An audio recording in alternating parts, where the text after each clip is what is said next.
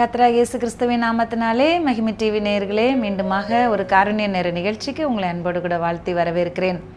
கர்த்தர் இந்த நிகழ்ச்சியின் மூலமாக நாம் சந்திக்கும்படியாய் பாராட்டின பெரிய கிருபைக்காக தேவனை ஸ்தோத்தரிப்போம். ஒவ்வொரு வாரமும் கர்த்தர் நம்மோடு கூட இந்த நிகழ்ச்சி மூலமாக பேசுகிறார் என்று சொல்லி நான் விசுவாசிக்கிறேன். இந்த நிகழ்ச்சி எனக்கும் உங்களுக்கும் ஆசீர்வாதமாக இருக்கிறது. இந்த வாரத்திலும் நாம் கர்த்தருடைய வார்த்தையை வேதத்திலிருந்து தியானிக்கலாம். இந்த நாளில் நாம் தியானிக்கும்படியாக கர்த்தர் கொடுத்த வார்த்தை கழுகு கூடு என்பதாகும். கழுகு பற்றி நம்ம நிறைய செய்திகளை கேட்டிருக்கிறோம், நிறைய காரியங்களை ஏற்கனவே தியானிச்சிருக்கிறோம். இந்த கழுகோட குணாதிசயங்கள் நமக்கு தெரியும்.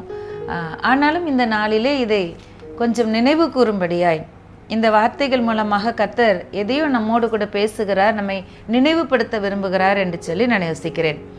உபாகமம் 32வது அதிகாரம் 11வது வசனத்தை நாம் வாசிக்கலாம். கழுகு தன் கூட்டை கலைத்து தன் குஞ்சுகளின் மேல் அசைவாடி தன் செட்டைகளை விரித்து அவைகளை எடுத்து அவைகளை தன் செட்டைகளின் மேல் சுமந்து கொண்டு போகிறது போல கர்த்தர் ஒருவரே அவனை வழி நடத்தினார். கர்த்தர் நம்மை எப்படி வழி நடத்துகிறார் என்று சொல்லி இந்த கழுகு கூட்டின் அனுபவம் நமக்கு கற்றுத்தருகிறது. நாம் எல்லாருமே எப்பொழுதுமே ஒரு கம்ஃபர்ட் ஜோனில், ஒரு நல்ல ஒரு வசதியான இடத்துல அமர்ந்திருக்கணும், நல்ல பாதுகாப்பான இடத்துல நம்முடைய நல்ல பாதுகாப்பான பொசிஷனில் இருக்கணும் அப்படிங்கிறது நம்ம விரும்புவோம். அப்படி தான் நம்ம இருந்து கொண்டு இருக்கிறோம். நம்மில் அநேகர் அப்படிப்பட்ட நிலையில் நம்ம இருந்து கொண்டு இருக்கிறோம். நல்ல ஒரு பாதுகாப்பான, ஆபத்து இல்லாத, பயம் இல்லாத, பத்திரமான ஒரு சூழ்நிலையில் நம்ம இருக்கிறோம். இந்த நிலையில் இருக்கிறது கழுகு கூட்டிற்குள்ளே இருக்கிற குஞ்சுகள். இந்த நிலை அடுத்து அந்த கழுகு குஞ்சுகள் வளர ஆரம்பிக்கும் போது அந்த தாய் கழுகு அந்த குஞ்சுகளுக்கு பறக்க கற்றுக் கொடுக்கிறதற்கு எவ்விதமான ஸ்டெப்ஸ் எடுக்குது, எப்படியெல்லாம் அது பயிற்சி அளித்து அவற்றை பழக்குவிக்கிறது என்று சொல்லி இந்த அருமையான வேதவசனம் நமக்கு காட்டி தருகிறது. கழுகு முதல்ல கூட்டை கலைக்குமா. அப்புறம் அந்த கூடு முதல்ல சொகுசாக இருக்கும், நல்ல பஞ்சு பஞ்சுன்னு இருக்கும், மெத்து மெத்துன்னு இருக்கும். ஆனால் ஒவ்வொரு குச்சியாக உருவ ஆரம்பிக்கும் பொழுது அதோடைய அந்த மெத்து மெத்துன்ற தன்மை போய் அது குத்துகிற நிலைமைக்கு வரும். இப்படி அது ஒவ்வொரு குச்சியாக உருவி மெதுவாக தன்னுடைய கூட்டை கலைக்கும் போது குஞ்சுகள்லாம் நினைக்குமா, அம்மா கழுகு இவ்வளோ நாள் நல்லா தானே இருந்தது, ஏன் இப்போ இப்படி லூசு மாதிரி பண்ணுது அப்படிங்கிற மாதிரி யோசிக்குமா. ஆனால் அந்த தாய் கழுகு அதை ரொம்பவும் கஷ்டப்படுத்தாமல் குஞ்சுகளை மெதுவாக ஒவ்வொரு ஸ்டெப் பை ஸ்டெப்பாக அழகாக அதுகளுக்கு பறக்க பழக்குவிக்கிற அனுபவத்தை இந்த வசனம் நமக்கு காட்டி கொடுக்கறது. இதே மாதிரி நம்முடைய வாழ்க்கையில் நல்ல சொகுசா, நல்ல வேலையோட, நல்ல குடும்பத்தோட, நல்ல ஒரு ஆசீர்வதிக்கப்பட்ட ஒரு பாதுகாப்பான பத்திரமான ஒரு வாழ்க்கையில் இருக்கும் பொழுது நேரிடுகிற சில விஷயங்கள், சில பிரச்சனைகள், சில சோதனைகள் கழுகு கூட்டை கலைப்பது போல நம்மை குத்துகிறதாய், நம்மை காயப்படுத்துகிறதாய், நம்மை கொஞ்சம் கஷ்டப்படுத்துகிறதாய், நம்முடைய கொஞ்சம் டிஸ்கம்ஃபர்ட், வசதி குறைவு உண்டு பண்ணுகிறதாய் இருக்கிறது. ஆனால் இந்த காரியங்கள் எல்லாம் எதை நமக்கு கற்றுத்தருகிறது, இதிலிருந்து நாம் என்ன அறிந்து கொள்கிறோம் என்பதை இந்த வசனம் நமக்கு காட்டுகிறது. கழுகு கூட்டை கலைச்சாலும் அது தன் குஞ்சுகளின் மேல் அசைவாடுமா. அது அப்படியே அந்த கூடு இல்லாமல் போனப்போ கூட்டை விட்டு குஞ்சுகள் கீழே விழுகிற சூழ்நிலையில் அப்படியே அது தன்னுடைய ரெக்கைகளால் செட்டைகளை விரித்து அதை தாங்கி கொள்ளுமா, அதை சுமந்து கொள்ளுமா. அப்படி தான் ஆண்டவர் இஸ்ரவேல் ஜனங்களை வனாந்திரத்தில் நடத்திட்டு வர்றாரு. இதை நம் யாத்திராகமம் 19வது அதிகாரம் 4வது வசனத்தில் நாம் வாசிக்கலாம். யாத்திராகமம் 19:4, நான் எகிப்தியருக்கு செய்ததையும் நான் உங்களை கழுகுகளுடைய செட்டைகளின் மேல் சுமந்து உங்களை எண்ணண்டையிலே சேர்த்து கொண்டதையும் நீங்கள் கண்டிருக்கிறீர்கள். பாருங்களேன், எகிப்தியருக்கும் இஸ்ரவேல் ஜனங்களுக்கும் ஆண்டவர் 10 விதமான வித்தியாசங்களை காட்டினார்.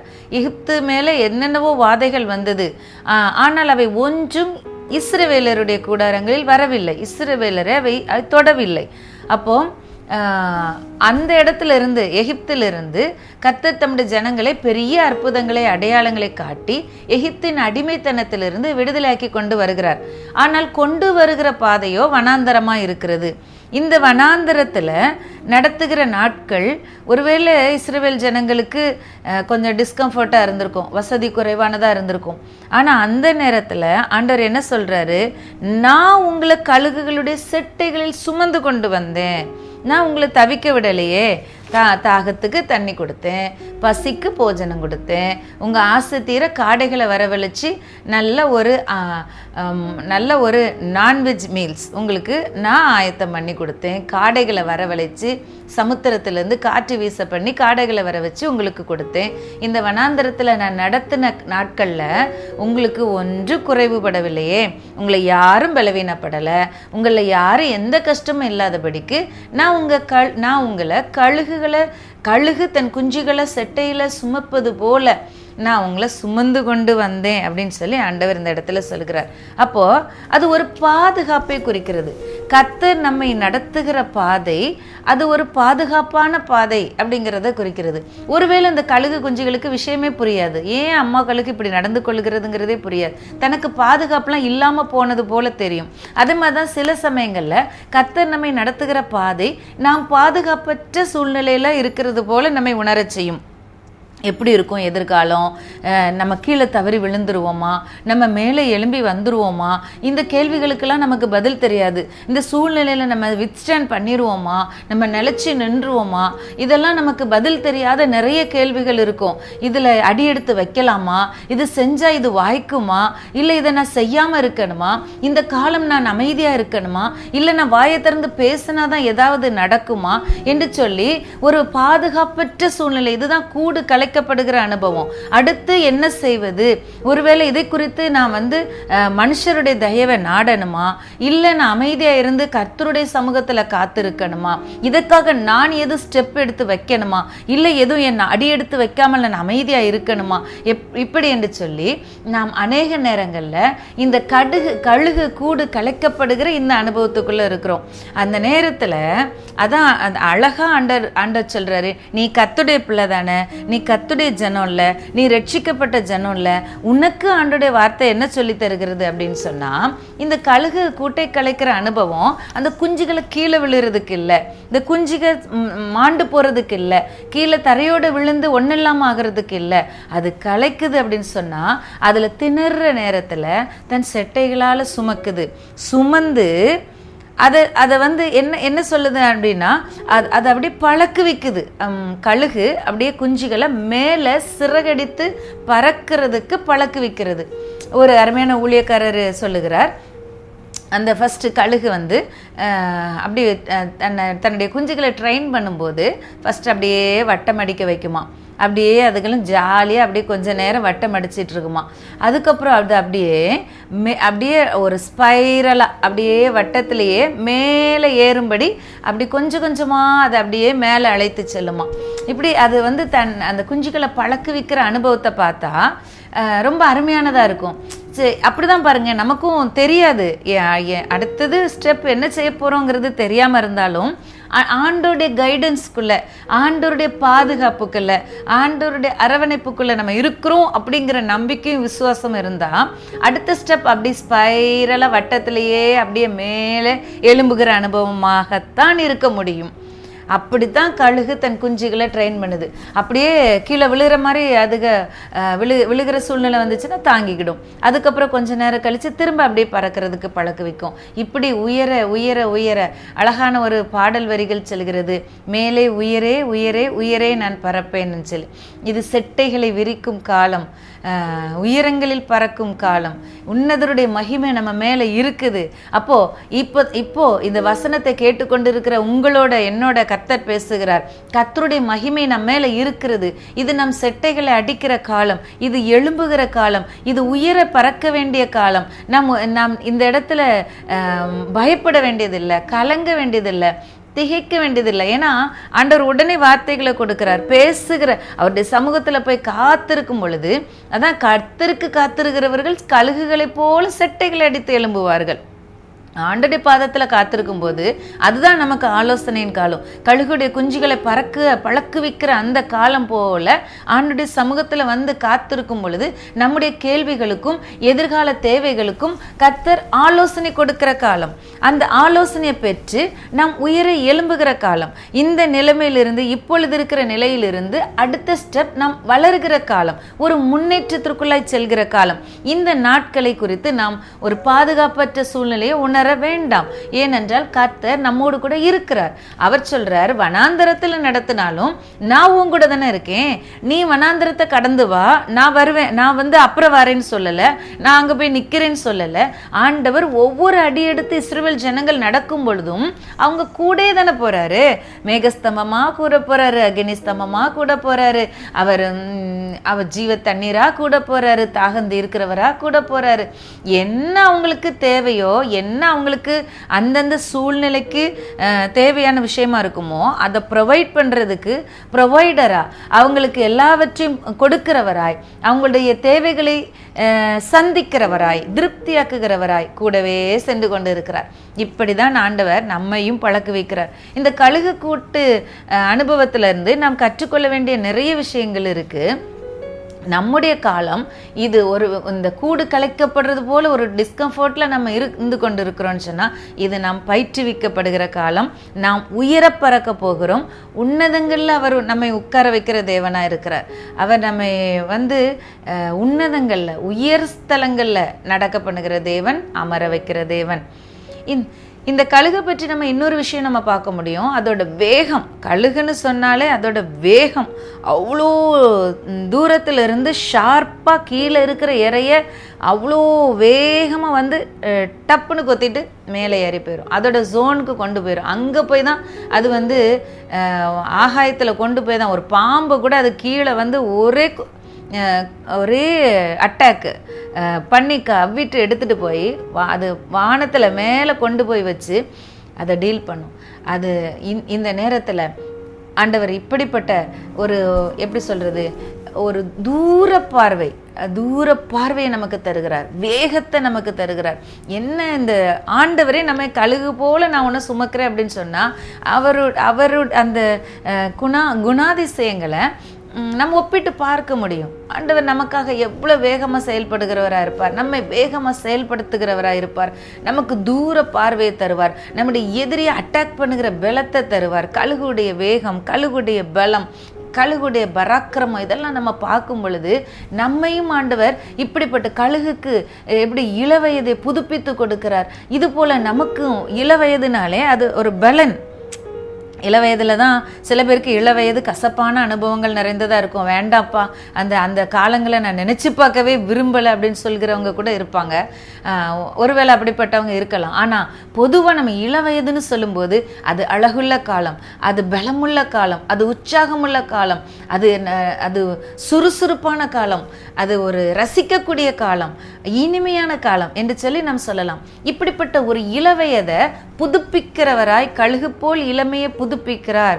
உனக்கு அதிசய செயல்கள் காண செய்வார். உன் வாழ்க்கையில் பழுதாய் போனதை, சீரில்லாமல் போனதை, சிதறி போனதை, சிந்துண்டதை எல்லாத்தையும் கர்த்தர் கூட்டி சேர்த்து புதுப்பித்து இளவயதில் இருந்தது போல உன்னை வாழ வயது உள்ளவன் ஆக்குகிறார் என்று சொல்லி நாம் இந்த வார்த்தையின் மூலமாக நாம் தியானிக்கலாம். கர்த்தர் நம்மோடு கூட இருந்து இந்த கழுகுகளை கொண்டு நமக்கு சொல்லுகிற விஷயங்கள் எல்லாம் அப்படியே நம்முடைய வாழ்க்கையில இந்த வேகம், இந்த கூர்மையான பார்வை, இந்த எதிரிகளை தாக்குகிற பலம், எதிரிக்கு அஞ்சாத ஒரு தைரியம், துணிவு, இது எல்லாத்தையும் கூட கர்த்தர் நம்முடைய வாழ்க்கையில தந்திருக்கிறார். அவர் நம்முடைய தகப்பனாய் கழுகை போல நமக்கு ஒன்றை செய்வார் என்று சொன்னால் அதே காரியம்தான் நமக்குள்ளேயும் நம்முடைய இரத்தத்திலையும் அவருடைய அந்த சுபாவங்கள், அவருடைய அந்த மரபு தான் நம்முடைய வாழ்க்கையிலையும் அது வெளிப்பட முடியும், வெளிப்பட வேண்டும். ஆகவே நம் எதிரிகள்னு சொல்லும்போது நாம் எந்த மனுஷரையும் சொல்லலை. நம்ம எல்லாருக்கும் ஒரே எதிராளியான சாத்தானானவன். அவன் சில மனுஷர்களை பயன்படுத்தலாம், சில சூழ்நிலைகளை பயன்படுத்தலாம். அதெல்லாம் டீல் பண்ணுறதுக்கு அப்படியே அதை அட்டாக் பண்ணி எடுத்துட்டு வந்து தேவனுடைய ஜோனுக்குள்ளே கொண்டு போயிடணும், தேவனுடைய பிரசன்னத்துக்குள்ளே கொண்டு போயிடணும். கழுகு கீழே வச்செல்லாம் எதிரி கூட சண்டை போடாதான், நேர நடுவானத்தில் கொண்டு போய் தான் பாம்பு கொத்தி கூறு போடுமா. அது மாதிரி நம்முடைய எதிரிகள் எல்லாம் அப்படியே கவ்வி எடுத்து, அது நம்மளை கவ்வக்கூடாது, பிரச்சனை நம்மளை கவ்வி கொள்ளக்கூடாது, நாம தான் செயல்படணும், இனங்கண்டு கொள்ளணும். இது பிரச்சனை முன்னாடி வருது, தூரத்திலிருந்து பார்க்கணும். பேதைகள் நெடுக போய் தண்டிக்கப்படுகிறார்கள், விவேகி ஆபத்தை கண்டு தூரத்திலிருந்து பார்த்துட்டே மறைந்து கொள்கிறான் என்று சொல்லி எழுதப்பட்டிருக்கிறது. அப்போ தூரத்திலிருந்து பார்க்கக்கூடிய அந்த தொலைதூர பார்வையை கர்த்தர் நமக்கு தரணும். ஏசாயா தீர்க்கதரிசியை பற்றி சொல்லும் பொழுது அவன் கழுகு கண் பார்வை உடையவன் என்று சொல்லி எழுதப்பட்டிருக்கிறது. ஏன்னா ஏசாயா தீர்க்கதரிசி இதோ ஒரு கன்னிகை கற்பவதியாகி ஒரு குமாரனை பெறுவாள் என்று சொல்லி, ஒரு கன்னிகை கற்பவதியாகி என்று அந்த இயேசு கிறிஸ்துனுடைய பிறப்பை குறித்து, கன்னிகை கர்ப்பவதியான நாளெல்லாம் அந்த அந்த காரியம்லாம் நடைபெறாத காலம், சாத்தியமே இல்லாத காலத்தில் தைரியமாக ஒரு தீர்க்க தரிசன வார்த்தை சொல்கிறாரு இயேசுவை குறித்து. அது பின் நாட்களிலே ஏசாயா தீர்க்கன் உரைத்தபடி என்று சொல்லி எழுதப்பட்டிருக்கிறது. அது நிறைவேறி இருக்கிறது. இயேசு கிறிஸ்து இந்த உலகத்தில் ஒரு கன்னியின் வயிற்றில் பிறந்தார், அவர் நமக்கு மீட்பை கொண்டு வந்தார். இதெல்லாம் நாம் அறிந்தது. அப்போ ஏசாயா எத்தனை ஆயிரம் வருஷத்துக்கு பின்னாடி நடக்க போறத தன்னுடைய தீர்க்க தரிசன பார்வையினால பார்த்து அதை தன் வாயினால் உரைத்தார் என்று சொல்லும்போது அவருக்கு கழுகின் பார்வை இருந்தது என்று சொல்லி அதை மிகைப்படுத்தி எழுதியிருக்கிறார்கள். அப்போ நம்முடைய கண்கள் தூர வருகிறதை, பின்பு நடக்க போகிறதை பார்க்கிற தீர்க்க தரிசன கண்களாக இருக்கும்படி கர்த்தர் நம்மை ஆசீர்வதித்திருக்கிறார். இந்த வார்த்தைகள் நமக்கு சொந்தமானது. கர்த்தர் நம்மோடு கூட பேசிக்கொண்டு இருக்கிறார். ஹல்லேலூயா. கழுகுடைய வேகம், அது ஆகாயத்தில் கழுகினுடைய வழி என்று சொல்லப்பட்டிருக்கிறது நீதிமொழிகளில். ஆகாயத்தில் கழுகினுடைய வழியை நம்ம அறிந்து கொள்ள முடியாது. அதுபோல சில நேரம் தகப்பன் நம்மை வழி நடத்துகிற வழி நமக்கு தெரியாது. நம்மை நடத்துகிற ஆபிரகாமை அழைச்சாரு, நீ அவனை தனியாக அழைச்சாரு, நீ வா என் பின்னாடி வா, நான் உன்னை பெரிய ஜாதி ஆக்குவேன், நான் உனக்கு செய்ய போறதெல்லாம் நீ பாரு, நீ வா என்று சொல்லி அவனை தனியாக அழைக்கும் போது எங்க போவோன்னு தெரியாது, என்ன பண்ணுவோன்னு தெரியாது, எங்க கூட்டிட்டு போவான்னு தெரியாது, எங்க செட்டில் பண்ணுவாருன்னு தெரியாது, எப்படி நடத்துவாருன்னு தெரியாது. எதையும் அறியாமல் இருந்தாலும் அவன் கர்த்தரை விசுவாசித்தான். அந்த விசுவாசத்தோட அவருக்கு பின்னாடி புறப்பட்டு செல்லுகிறான். அவனுக்கு கர்த்தருடைய வழிகள் தெரியாது. அது போலதான் ஆகாயத்துல கழுகினுடைய வழி தெரியாதுன்னு சொல்லி வசனம் எழுதப்பட்டிருக்கிறது. சில நேரம் ஆண்டவர் நம்மை நடத்துகிற வழி தெரியாது, நமக்கு தெரியாததா இருக்கலாம், ஆனா அது செம்மையானது. ஏன்னா கர்த்தருடைய வழி செம்மையான பாதை என்று சொல்லி எழுதப்பட்டிருக்கிறது. ஆமாம், கர்த்தர் நம்மை செம்மையான பாதையில் நடத்துகிறார். அவர் நீதியின் பாதைகளை நம்மை நடத்துகிறார். அவர் இடராத பாதைகளை நடத்துகிறார்.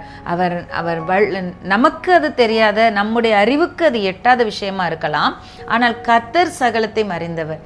அவருக்கு முற்காலமும் தெரியும், நிகழ்காலமும் தெரியும், வரப்போகிற எதிர்காலமும் அவருக்கு தெரியும். 3 காலங்களுக்கும் அப்பாற்பட்டவர். கடந்த காலம், நிகழ்காலம், எதிர்காலம், எல்லாவற்றிற்கும் காலங்களுக்கு அப்பாற்பட்ட கர்த்தர் நம்ம கையை பிடிச்சி நடத்துறாரு, நம்மை தோல்ல தூக்கி சுமந்து கொண்டு போகிறாரு அப்படின்னு சொல்லும்போது, கழுகு எப்படி தன் குஞ்சுகளை சுமந்து கொண்டு தோல்ல சுமக்குதோ அது போல கர்த்தர் நம்ம சுமந்து கொண்டு போறார் அப்படிங்கிற அந்த சத்தியத்தை புரிந்து கொள்ளும்போது இதை அப்படியே ரசிக்கணும். நம்ம வாழ்க்கையில வழி தெரியாத சூழ்நிலை வருது, உடனே நம்ம என்ன செய்வோம்? திகைப்போம், அப்படியே பயப்படுவோம். இதெல்லாம் விட்டு முதல்ல வெளியே அதை ரசிக்கணும். இந்த சூழ்நிலையில என்ன செய்ய போறாரு, எனக்கு என்ன பாதையை காட்ட போறாரு, எனக்கு என்ன வச்சிருக்கிறாரு, எனக்கு முன்பாக என்ன எதிர்காலம் என் தேவன் எனக்கு வச்சிருக்கிறார், எனக்கு ஏதோ ஒரு கிஃப்ட் வச்சிருக்கிறாரு. கிஃப்ட் எல்லாம் சீக்ரெட்டாக தான் இருக்கும் பாருங்களேன். திடீர்னு பிறந்த நாள் கொண்டாடுற ஒரு பிள்ளையோடைய கையில் ஒரு கிஃப்ட் காலையில் சேரும். முந்தின நாள் வரைக்கும் அப்படி அதில் என்ன இருக்கும்னு தெரியாது, என்ன கிஃப்ட் வரும்னு அந்த பிள்ளைக்கு தெரியாது. ஆனால் காலையில் கையில் ஒரு அருமையான கிஃப்ட் இருக்குது. அதை திறந்து பார்க்கும்போது தகப்பனுடைய அன்பு அதில் வெளிப்படுது. அது எவ்வளோ சந்தோஷமாக இருக்கும்ல. அப்போ அந்த பிள்ளையோட இருதயம் என்ன செய்யும்? எதிர்பார்க்கும். சீக்ரெட், அதுதான் ரகசியம்தான். ஆனால் அதில் சந்தோஷமாக இருக்கும். ஏன்? அது சின்ன பிள்ளை, அதுக்கு எல்லாத்துக்கும் தகப்பனை டிபெண்ட் பண்ண முடியுது, நம்ப முடியுது. அதனால சந்தோஷமா இருக்குது. அதுபோல நம்முடைய வாழ்க்கையிலையும் என்ன சூழ்நிலை வந்தாலும், என்ன தேவை வந்தாலும், என்ன ஒரு கிஃப்ட் நமக்கு வரப்போகுது, நமக்கு என்ன நடக்க போகுதுன்னு தெரியலையா, உடனே நம்ம என்ன எடுத்துக்கிடணும்? ஓ, ஆண்டவர் எனக்காக ஒரு கிஃப்ட் ஆயத்தம் பண்ணி கொண்டு இருக்கிறார். அவர் எனக்கு ஒரு பந்தி ஆயத்தம் பண்ணுவாராம் எதிராளிகளுக்கு முன்பதாக. சில நேரம் நம்ம சூழ்நிலை எதிராளிகளாக சூழ்ந்திருக்கிற மாதிரி இருக்கே ஆண்டவரே அப்படின்னு சொல்ல தோணும்ல. அப்போ ஆண்டவர் சொல்கிறாரு, உனக்கு வழி தெரியாது, ஆனால் நான் எல்லாவற்றையும் அறிந்த தேவன் உன் கூட இருக்கிறேன். உன் எதிராளிகளை மட்டும் தான் நீ பார்க்குற, ஆனால் உன் எதிராளிகளுக்கு நடுவில் நான் உனக்கு ஒரு பந்தி ஆயத்தம் பண்ணிட்டு இருக்கிறேன். உன் கண்கள் அந்த பந்தியை பார்க்கட்டும், அந்த கிஃப்டை பார்க்கட்டும். ஏன் சூழ்நிலைகளையும் எதிராளிகளையும் பார்த்துட்டு இப்படி சம்பவிக்குமோ அப்படி சம்பவிக்குமோ, இது கிடைக்குமோ கிடைக்காதோ, இது வாய்க்குமோ இது வாய்க்காதோ, இதில் நம்ம நிற்போமோ நிற்க முடியாதோ, இதெல்லாம் பார்க்கறதுக்கு ஆண்டவர் சொல்லலை. அவர் என்ன சொல்கிறாரு? அவர் நம்முடைய மேய்ப்பராக இருக்கிறாரு, சரியாக நம்மளை பாதையில் நடத்திட்டு இருக்கிறாரு. நமக்கு வழி தெரியலை, ஆனால் வழி தெரிந்த தகப்பனுடைய கரம் நம்மை பிடித்து இருக்கிறது. நடத்திட்டு போகும்போது சொல்கிறாரு, என் தாவீது அழகாக சொல்கிறாரு, என் சத்துருக்களுக்கு முன்பாக நீர் எனக்கு ஒரு பந்தியை ஆயத்தப்படுத்தி அப்படின்னு சொல்லி. அப்போது சத்துருக்களை பார்க்காதீங்க, அதுக்கு நடுவில் பந்தியை ஆயத்தப்படுத்துகிற தேவனை பாருங்க என்று சொல்லி இந்த வசனம் நமக்கு அழகாக போதிக்கிறது. கர்த்தர் நம்மோடு கூட பேசி கொண்டு இருக்கிறார். எங்கள் குடும்பத்தில் கூட, எங்கள் வீட்டில் கூட சில நேரங்களில் பிஸ்னஸ் சம்மந்தப்பட்ட தொழில் ரீதியான காரியங்களில் சோர்ந்து போகிற நேரங்கள் உண்டு, திகைக்கிற விஷயங்கள் உண்டு, எப்படி பண்ணுறது அப்படின்னு யோசிக்கிற விஷயங்கள் உண்டு. ஆனால் அதுக்கு மத்தியில் என்ன ஒரு தைரியம் இருக்குது தெரியுமா? கழுக கூட்ட கலைச்சாலும் சுமக்கிற தாய் கழுக நாங்கள் பார்க்குறோம்ல. அப்போது என்னதான் சூழ்நிலை மாறினாலும் எங்களை சுமக்கிற ஆண்டவரை நாங்கள் பார்க்குறோம். அடுத்து என்ன நடக்கும்னு வழி எங்களுக்கு தெரியலனாலும் எங்களை கரம் பிடித்து வழி நடத்துகிற கர்த்தரை நாங்கள் பார்க்குறோம்ல. அந்த தைரியத்தில் தான் ஓடிட்டுருக்குறோம். இதுதான் விசுவாச வாழ்க்கை. இதுதான் நமக்கு கர்த்தர் வைத்திருக்கிற வாழ்க்கையும் கூட. எல்லா சீக்ரெட்டையும் ஆண்டவர் ரிவீல் பண்ணிட மாட்டார். எல்லாத்தையும் ரொம்ப முன்னுக்கூட்டியெல்லாம் சொல்லிட மாட்டார். சரியான நேரத்தில் சரியானதை சொல்வார். ஆகவே நமக்கு வேண்டியதெல்லாம் விசுவாசம் மட்டும்தான். அப்பாவை நம்பிட்டோம், தேவனை நம்பிட்டோம், பரலோக கர்த்தரை நம்பிட்டோம்னு சொல்லிட்டாலே நம்முடைய வாழ்க்கையில் நாம் விசுவாசத்தோடு ஓட முடியும். ஆக இந்த கழுகுடைய காரியங்களை பார்க்கும்போது இன்னும் நிறைய நம்ம கழுகை பற்றி படிச்சிருப்போம். அது ஒரு நாளும் எந்த சூழ்நிலைக்கு தக்க சமாளிக்காதான். அந்த சரி மழை பெஞ்சிட்ருக்கு, மழை பெஞ்சிட்ருக்கிற நேரம் உடனே எல்லா பறவைகளும் என்ன செய்யும்? எங்கடா மரம் இருக்குது, போய் மறைஞ்சிக்கலாம், கொஞ்சம் இந்த மழைக்கு தப்பிக்கலாம்னு சொல்லிட்டு எங்கேயாவது மரம் இருக்கா, எங்கேயாவது மறைஞ்சிக்கிற இடம் இருக்கா, எங்கேயாவது ஒரு கூரை இருக்கா, அப்படி தான் எல்லா பறவைகளும் பறந்து போகுமா. ஆனால் இந்த கழுகு மட்டும் மேலே மேலே உயர பறந்து மேகத்துக்கு கீழே தான் மழை பெஞ்சிட்ருக்கு, மேகத்துக்கு மேலே போயிருமா. அப்போது பிரச்சனையை பார்த்து அது ஒதுங்கிறது இல்லை, பயந்து போகிறது இல்லை, அதை தைரியமாக ஃபேஸ் பண்ணி அதுக்கு மேலே போயிடுது பாருங்க. இதுதான் ஆண்டவர் நமக்கு காட்டுகிற, நமக்கு சொல்லித்தருகிற சத்தியம் கூட. அப்போது இவ்வளோ ஆண்டவர் நமக்கு எல்லாத்தையும் சொல்லி தெளிவாக நம்ம கூட பேசும் பொழுது நம்ம எதுக்கு கலங்கணும், நம்ம எதுக்கு கவலைப்படணும்? தோளில் தூக்கி சுமக்கிற தகப்பனை போன்ற தேவன் நமக்கு இருக்கிறார். தகப்பன் பிள்ளைய எங்கே தூக்கி சுமப்பாராம்? தோளில் தூக்கி சுமப்பாராம்.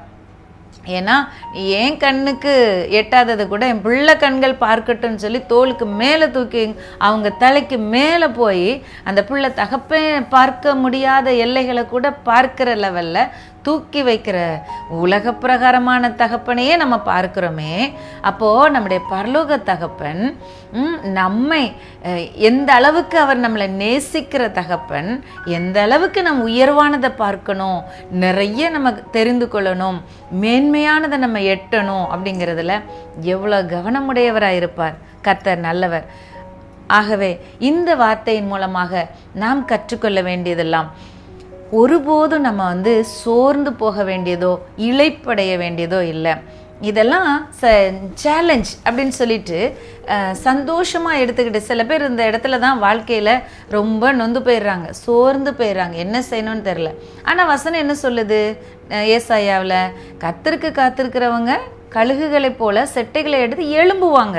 அவங்க நடந்தாலும் சோர்ந்து போக மாட்டாங்க, ஓடினாலும் இழைச்சி போக மாட்டாங்க, அவங்க புது பலன் அடைவாங்க அப்படின்றத சொல்லப்பட்டிருக்கிறது. ஆகவே கர்த்தருடைய நடத்துதலை நம்ம ரசிக்க கற்றுக்கொள்ளும் பொழுது, கர்த்தரோடு இணைந்து அவரோடு கூட வாழ கற்றுக்கொள்ளும் போது நம்ம இழைச்சி போக மாட்டோம், சோர்ந்து போக மாட்டோம். எப்படி ஒன்று நம்ம எதையோ எதிர்பார்த்து ஒன்றுமே தெரியலன்னு குழம்பி தானே சோர்ந்து போகிறோம். ஆனால் கர்த்தரை நம்பிட்டோம்ல, கர்த்தரை விசுவாசிச்சிட்டோம்ல, அவருடைய பாதத்தில் காத்திருக்கிறோம்ல, அவருடைய ஆலோசனை நம்ம காதில் கேட்குதில்ல, அவருடைய சத்தத்தின்படி நம்ம மூவ் பண்ண ஆரம்பிச்சிட்டோம்ல, அப்போ நம்ம சோர்ந்து போக வேண்டியதே அவசியமே இல்லை. புதுபலன் அடைந்து எழும்புவார்கள். புதுபலன் ஆண்டவர் இன்றைக்கு நம்மோடு கூட பேசுகிறார். இந்த வார்த்தையின் மூலமாக ஆண்டவர் சொல்கிறார், புதுபலன் உனக்கு உண்டு, நீ புதுபலன் அடைந்திடுவாய். நீ கர்த்தருக்கு காத்திருக்கிறதுனால புதுபலன் அடைந்திடுவாய். மேலே எழும்பத்தக்கதாக, செட்டைகளை விரித்து பறந்து மேலே எழும்பத்தக்கதாக கர்த்தர் நம்மோடு கூட பேசி கொண்டிருக்கிறார்.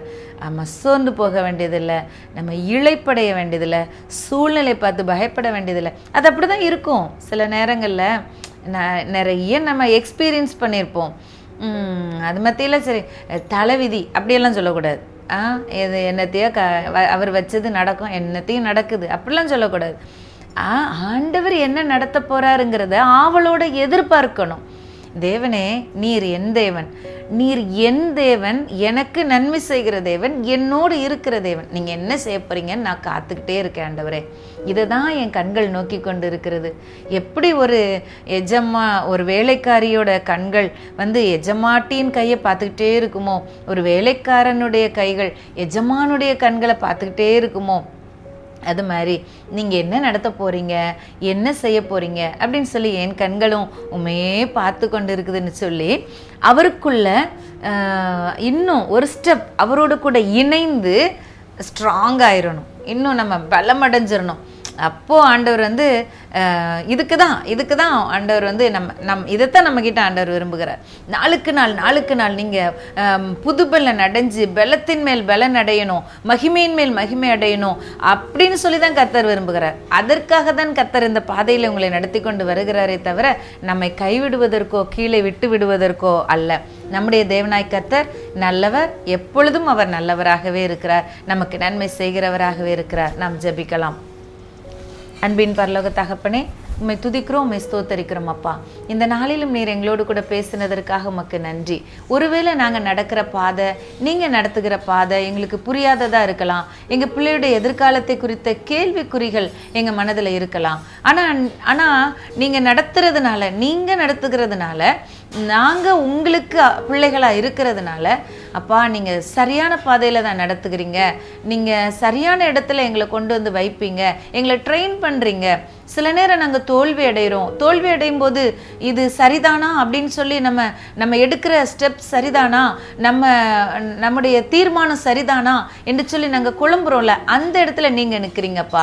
இது உன்னுடைய பயிற்சி காலம். உன்னை ஆவிக்குரிய வாழ்க்கைக்குள்ளாக, உன்னுடைய நல்ல சுபாவங்களுக்குள்ளாக, நல்ல வெற்றிக்காக நான் உன்னை பழக்குவிக்கிறேன் நீங்கள் சொல்றதற்காக நன்றி ஆண்டவரே. அப்பா, எங்களை உயரங்களில் உன்னதங்களில் உட்கார வைக்கிறதுக்காக நீங்கள் எங்களை பழக்கு வைக்கிறீங்க. பூமியின் உயர்ந்த ஸ்தானங்களில் நல்ல பொசிஷன்ஸில் நீங்கள் எங்களை கொண்டு போய் வைக்கிறதுக்காக எங்களை பழக்கு வைக்கிறீங்க. அதற்காக உமக்கு நன்றி அப்பா. ஸ்தோத்திர ஆண்டவரே. எதை குறித்தும் நாங்கள் பயப்பட வேண்டியதோ கலங்க வேண்டியதோ இல்லை, சோர்வடைய வேண்டியதோ எதுவுமே வேண்டியதில்லைப்பா.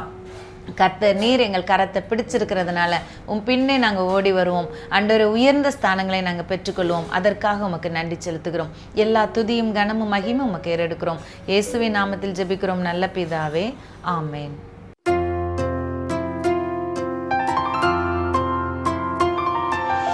Nisa, nisa, nisa, nisa, nisa, nisa.